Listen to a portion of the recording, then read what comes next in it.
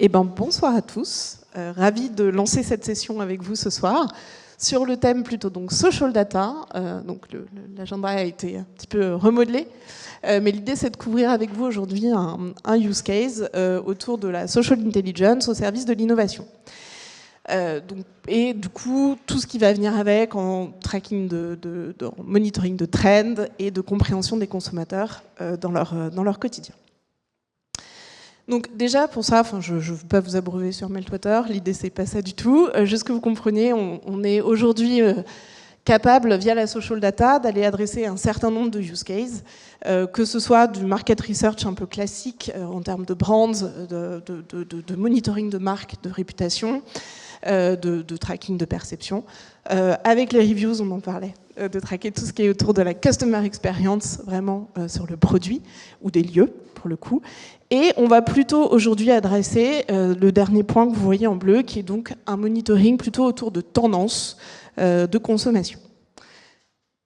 Comment on fait ça? Déjà, il faut savoir que la social data, vous allez voir, c'est génial, bien sûr, mais ça s'inscrit dans un écosystème digital assez complet. Et c'est une data qu'on peut très bien faire parler avec plein d'autres sources de données. Bien sûr, dans l'univers digital, social, le search, et on le verra avec Mathieu Trajan, est particulièrement une donnée qui va bien s'allier et sur lequel on peut faire des choses assez puissantes. Mais l'idée, c'est que le use case que je vais vous présenter aujourd'hui, le client l'utilise dans un écosystème encore plus large et le lie, bien entendu, avec des données qu'il peut avoir sur des études de foresight plus classiques, voilà, dans des imaginations de scénarios et d'anticipation. Et également, bien sûr, à des données plus business cette fois, que ce soit du business retail, pour de la tendance vraiment purement de vente dans les différents marchés, ou de panel consommateurs également en tracking derrière.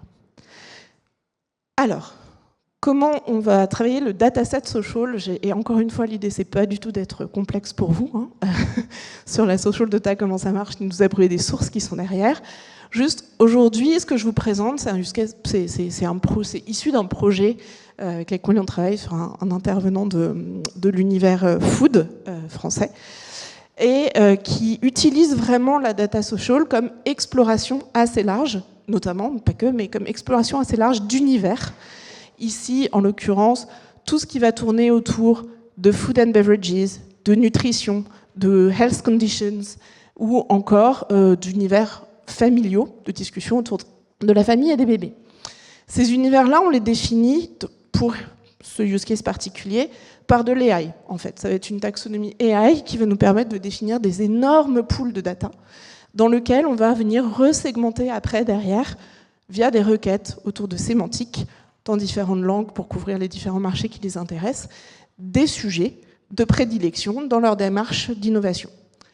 On va aujourd'hui s'intéresser, en l'occurrence, au trend de réduction de sucre, sugar reduction, qu'on va regarder un peu en transversal, principalement avec un prisme food pour commencer.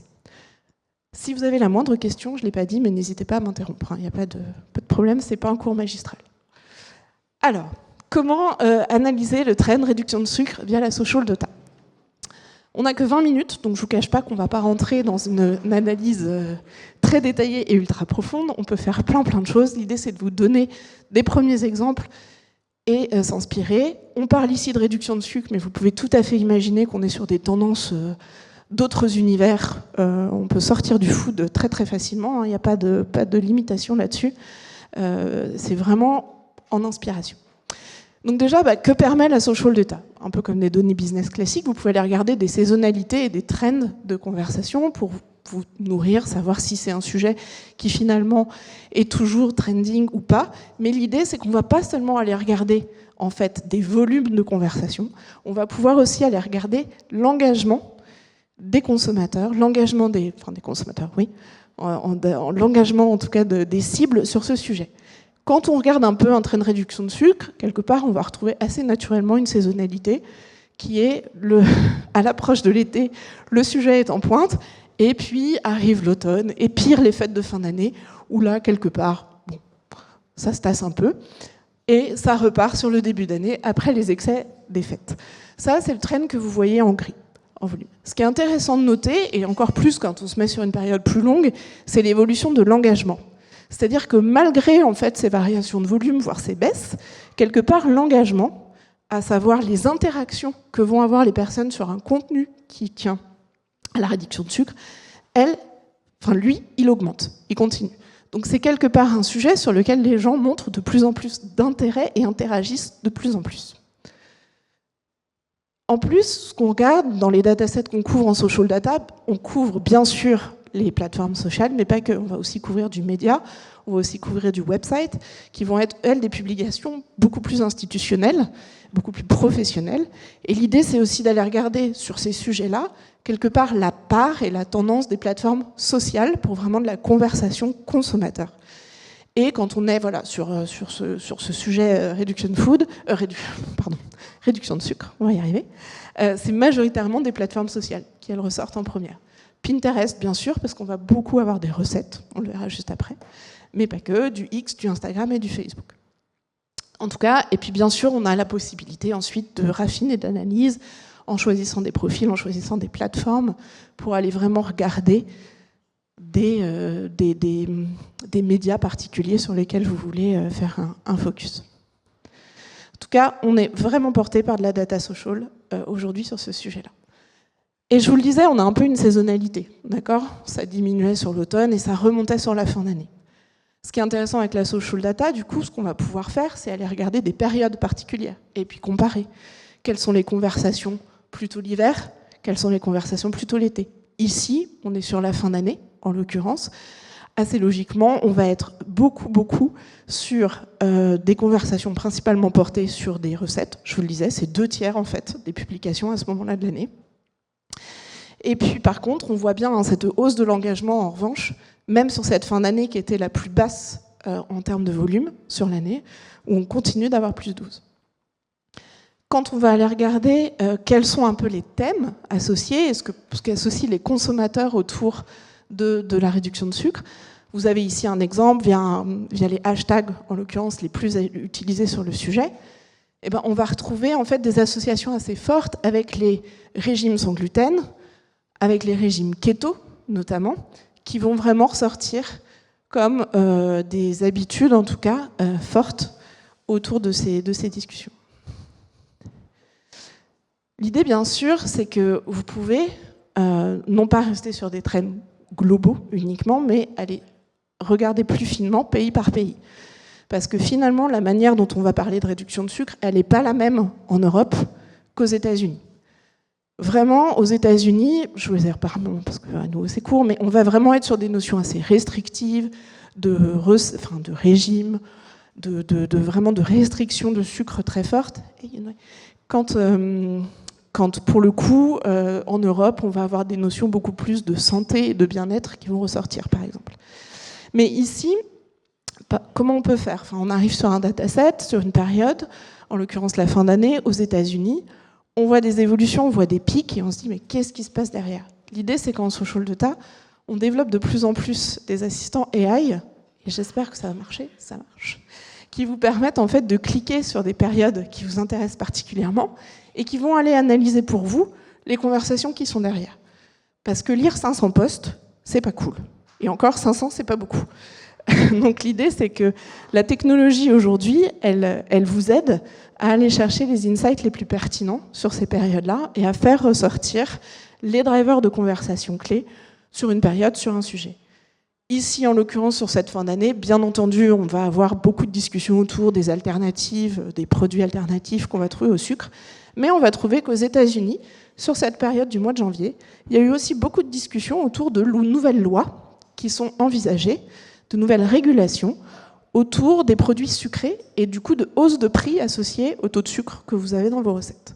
C'est quelque chose qu'on connaît bien en France, ça a été mis en place il y a plusieurs années, et c'est voilà, des points d'intérêt et des discussions qui commencent à apparaître aux États-Unis.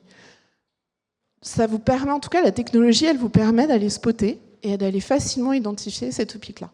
Bien sûr, après, de pouvoir vous concentrer sur la perception de ce sujet-là plus particulièrement, si besoin, mais en tout cas de faciliter cet accès aux insights sur un sujet dans un pays ou plus globalement. J'ai que 20 minutes. Oh, mais on est large, je me dépêche, mais on est large en fait. On est bien. T'es timekeeper ? Ok. Alors il nous reste 9 minutes et on est plutôt large. Bien sûr, vous allez me dire, là j'étais très dans du quanti, d'analyse textuelle, de tendance. L'idée c'est qu'aussi, la social data, c'est un outil fabuleux pour aller creuser qualitativement des informations sur les habitudes de consommation, ou quand on est dans un département innovation par exemple, pour aller spotter, ou marketing d'ailleurs, pour aller spotter des tendances sur des nouveaux produits qui peuvent exister dans des marchés. Pour ça, ça demande effectivement pas mal d'itérations et d'aller regarder un peu plus les posts. Ici, par exemple, on va être capable de ressortir ceux qui ont généré le plus d'engagement, justement, on en parlait de ce contenu-là. Avec quoi les consommateurs interagissent le plus, avec quoi les utilisateurs, quel type de publication génère le plus d'interactions. Et puis, on va pouvoir aller regarder à l'intérieur pour se nourrir qualitativement, soit pour de la démarche de contenu, comme je vous le disais, de la compréhension concurrentielle, de la compréhension d'innovation, spotting de tendance. Je vous ai pris quelques exemples, à nouveau, c'est pas du tout exhaustif, mais l'idée c'est que vous allez aller pouvoir regarder des nouveaux produits, comme je vous le disais. Par exemple, ici, du maïs, avec des claims no sugar, healthy treats, qui sortent et qui généraient sur cette période-là, en tout cas, des conversations, des pointes de conversation assez fortes. On va avoir aussi des exemples ici de Joy Bar, donc pareil, de céréales, avec des claims plutôt en termes de snacks sains. Donc on est vraiment sur du snacking beaucoup dans ces produits-là. Ou encore des probiotiques sous forme de poudre à aller absorber avec In Gut This, etc., etc. Donc l'idée, ça peut nourrir vraiment une démarche de veille concurrentielle ou de veille produit, plus simplement en tout cas, pour un utilisateur à un niveau global ou local. Et puis surtout, vous allez aussi pouvoir aller regarder dans les habitudes de consommation et aller lire finalement et aller observer quelles sont les routines de consommation autour de ces produits, quels sont les moments de consommation clés qui vont être associés. Tout ça, c'est des choses qu'on peut vous aider à structurer, qu'on peut découvrir, structurer derrière pour du monitoring. Mais en tout cas, aller regarder comment les consommateurs aujourd'hui parlent de ces produits, les consomment, comment ça s'inscrit dans leur quotidien et finalement quel feedback ils peuvent en donner. On est bien. Et puis, on peut aller plus loin, bien sûr, toujours, parce que là, on est très en surface, je ne vous le cache pas. On peut aussi aller comprendre la part de certains ingrédients, la perception de certains ingrédients qu'on va rechercher aujourd'hui quand on est un industriel de l'agroalimentaire en alternative au sucre dans ces produits. Alors on connaît tous l'aspartame et on connaît tous les déboires autour de l'aspartame. Ça continue, aujourd'hui quand on regarde la donnée sociale, je vais y arriver, je mélange anglais et français, désolé.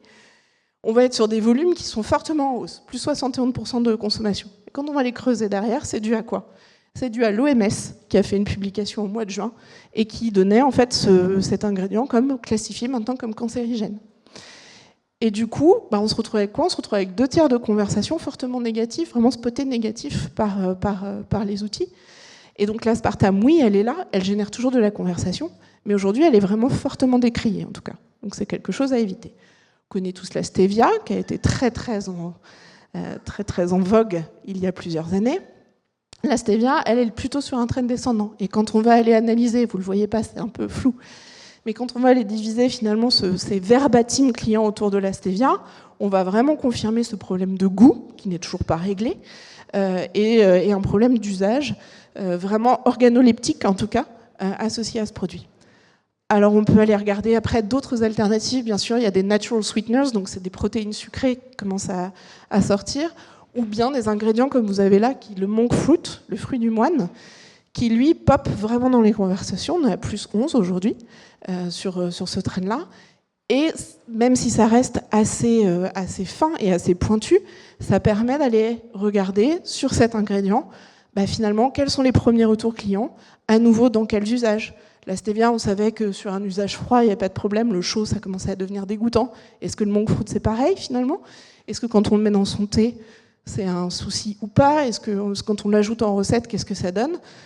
On peut en tout cas aller creuser, comme je vous le montrais là, dans tous ces éléments. Voilà, sur le temps qui m'était imparti, j'ai essayé d'être un peu rapide et de vous donner en tout cas un premier aperçu. Alors effectivement, je devais donner les règles du jeu, je ne l'ai pas fait. Donc... non, voilà, c'était trop rapide. On a une diffusion live, donc je peux avoir aussi des questions en live et du public. Donc, est-ce que certains de vous ont une question à poser à Anne-Laure par rapport à la présentation? Oui, je t'en prie, vas-y. Bonjour. Ma question, en fait, c'est de savoir un peu plus sur comment vous faites cette identification sémantique. De savoir, en fait, si c'est une écoute plutôt passive. Ça veut dire, on voit le search terms qui sont plus utilisés. Ou si, en fait, vous pouvez faire de façon plus active et dire, aller chercher ces produits, en fait, autour de ce sujet-là. Si je peux retrouver qu'est-ce que les personnes parlent autour de ce sujet. Voilà. Oui, tout à fait. Très bon point. Et ça fait aussi un lien avec le search. Donc oui, c'est des requêtes sémantiques qui peuvent être parfois très très complexes et très très longues. Joyeux au fond de la salle, il pourra en témoigner. Mais oui, l'idée c'est qu'on peut partir des search terms pour les incrémenter. Les consommateurs ne s'expriment pas forcément de la même manière entre search et social. Donc le search peut être une bonne première base pour créer de la sémantique, et inversement d'ailleurs aussi. Et l'idée, c'est qu'on l'enrichit de termes et de tournures qu'on va trouver autour du sujet. On va inclure, un peu comme en search, des fautes d'orthographe, des expressions qui ne sont pas forcément le mot qu'on cherche directement. Parfois, c'est un biais qu'on peut avoir, surtout quand on travaille dans le marketing, d'avoir des termes assez techniques qui ne sont pas du tout la manière dont s'exprimaient les consommateurs. Donc tout notre travail, c'est ça, c'est de transformer quelque part ce concept et de trouver la sémantique qui va autour pour structurer effectivement ces requêtes et vous aider. Donc l'AI va de plus en plus être notre compagnon aussi là-dessus. Mais effectivement, c'est comme ça. Donc on essaye d'être le moins restrictif, c'est quelque chose qui bouge, qui est mouvant. Donc ça peut s'enrichir au fil du temps. Et se revoir pour s'affiner, être le plus pertinent possible. De rien. Est-ce qu'il y a une autre question? Oui. Bonjour, déjà merci pour votre présentation et vos explications. On a vu tout à l'heure sur le graphe qu'il y avait pas mal de contenus qui viennent de Pinterest. Tout à fait. Et Pinterest, du coup, est-ce que c'est par le fait que vous avez branché un certain nombre de comptes? Est-ce que vous reprenez un certain nombre de contenus via Pinterest? Et quels sont les autres cas d'usage que vous trouvez intéressants à utiliser sur la data Pinterest?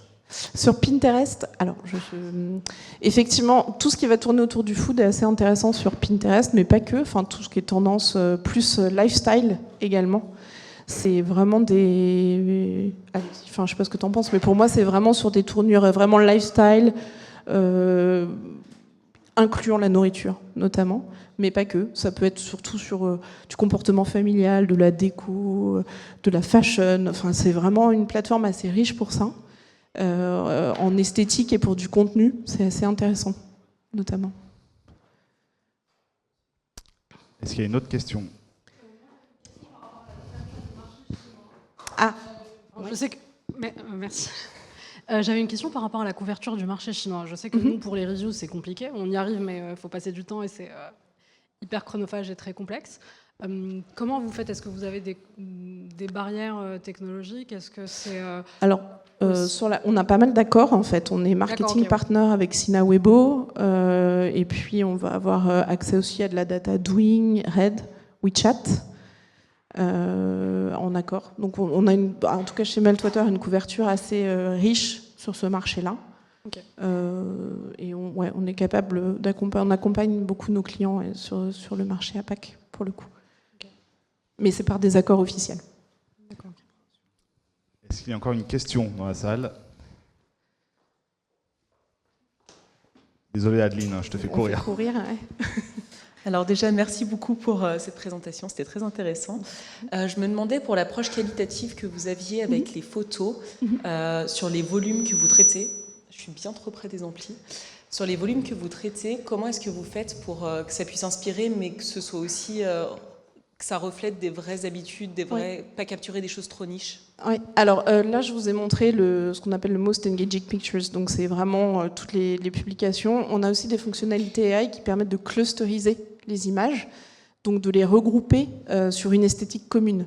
Donc, qui ont vraiment, j'en sais rien, pour le coup, quand on est là sur du sucre, il va vous regrouper tous les desserts, par exemple, en un truc, tous les smoothies, etc., ou même et voir des scènes de vie plus familiales, voir quand on est sur un prisme plutôt health condition, des personnes diabétiques en traitement, enfin voilà, on a ces fonctionnalités qui vraiment aident à l'analyse et qui vous permettent de bien segmenter en esthétique.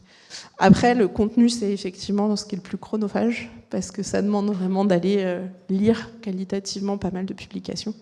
Mais en tout cas, l'AI est là pour essayer de segmenter au maximum et de réduire un peu ce travail de classification, en tout cas des publications. Une dernière question. On est bon. Merci beaucoup Merci pour à ta session très inspirante.